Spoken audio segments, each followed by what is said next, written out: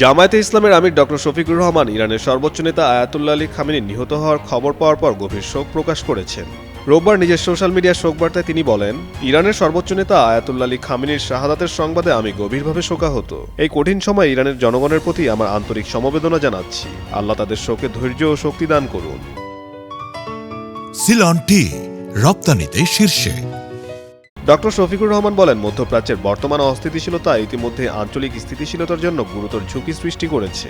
তিনি আরও বলেন, যে কোনো সামরিক উত্তেজনা কেবল একটি জাতিকে বিপন্ন করবে না, বরং সমগ্র অঞ্চলকে একটি ধ্বংসাত্মক সংঘাতের দিকে ঠেলে দিতে পারে।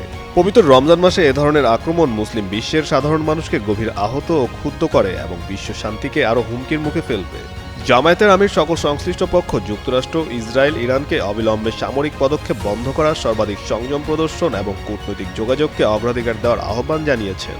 তিনি বলেন, আন্তর্জাতিক আইন, জাতীয় সার্বভৌমত্ব এবং বেসামরিক নাগরিকদের সুরক্ষাকে সর্বোচ্চ গুরুত্ব দেওয়া উচিত।